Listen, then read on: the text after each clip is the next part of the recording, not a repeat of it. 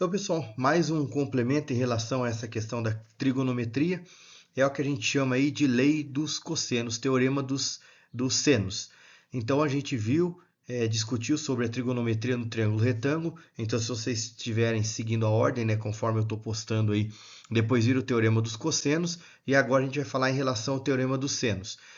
Qual a diferença, né, entre eles? Então, o primeiro, a gente trabalhou a trigonometria somente num triângulo retângulo. Depois, o teorema dos senos e o teorema dos cossenos, a gente pode trabalhar em qualquer triângulo. Não necessariamente, né? Não precisa ser do triângulo retângulo. Então, é possível a gente utilizar esse teorema em qualquer triângulo aí que a gente queira.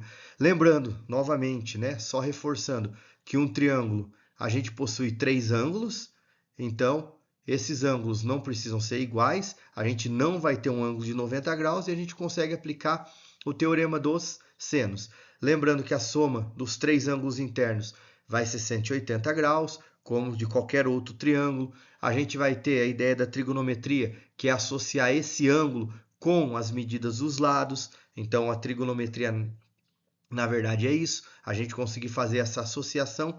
E vamos entender um pouco esse teorema dos cossenos, como é que funciona, o que a gente pode ter aqui, como que a gente pode trabalhar essa questão dentro de um triângulo.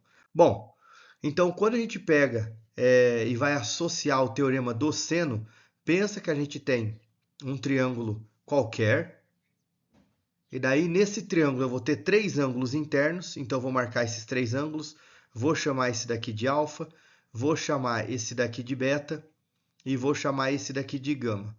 Então, a partir desses três ângulos, a gente também possui os três lados. Vou chamar esse daqui de lado A, vou chamar esse daqui de lado B e vou chamar esse daqui de lado C, certo?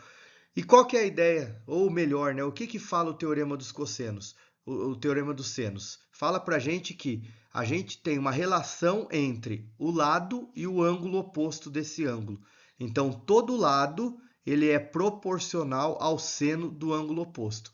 Todo lado ele é proporcional ao seno do ângulo oposto. Em outras palavras, eu posso falar que A está para seno de alfa, porque é o ângulo oposto, assim como B está para o seno de beta, assim como o lado C está para o seno de gama. Então, essa é a relação que a gente tem no triângulo retângulo. E mais do que isso, existe a questão que a gente coloca que, como todo triângulo ele é uma figura inscritível, o que significa isso? Que a gente pode montar uma circunferência inscrita, o triângulo inscrito numa circunferência circunscrita, ou seja, pega os três vértices. Se a gente pegar aqui o raio dessa circunferência, a gente pode falar que a relação que a gente tem aqui é de 2Rs. Então, além da gente conseguir relacionar a medida do lado com as medidas dos ângulos, a gente também consegue associar com essa questão da circunferência circunscrita aí, né, no triângulo, onde existe essa relação de 2R. E daí, só a título de curiosidade, né, para a gente conseguir associar, nós vimos os três teoremas.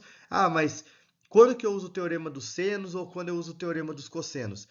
Basicamente, eu costumo pensar da seguinte forma: se a gente tem um ângulo só, a gente usa o teorema dos cossenos, porque daí ele tem que passar outras informações em relação aos lados. Se eu tenho dois ângulos, a gente pode associar e utilizar o teorema dos cossenos, do teorema dos senos, sem problema nenhum, por conta dos valores que são passados para a gente. Então, de acordo com as informações que a gente tem, de acordo com aquilo que é passado, a gente pode associar tanto um quanto o outro. Vamos passar um exemplo disso daí, só para a gente ver como é que funciona. Vamos supor que eu coloque assim para vocês, ó. Eu tenho aqui que esse ângulo ele mede 45 graus, eu tenho que esse ângulo aqui mede 30 graus, certo? Daí, aqui vou falar que mede 10 e eu quero descobrir o valor disso daqui, vou chamar de x. Então, percebam que nessa situação, ó, eu só tenho dois lados, eu não tenho o terceiro lado, e foi me dado dois ângulos.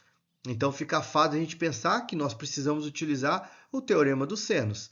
Então, esse ângulo está associado com esse lado, esse ângulo de 45 está associado com esse lado. Então, pelo teorema dos senos, o que eu posso falar? que o lado 10 está para o seno de 30, assim como o lado x está para o seno de 45. Essa é a ideia.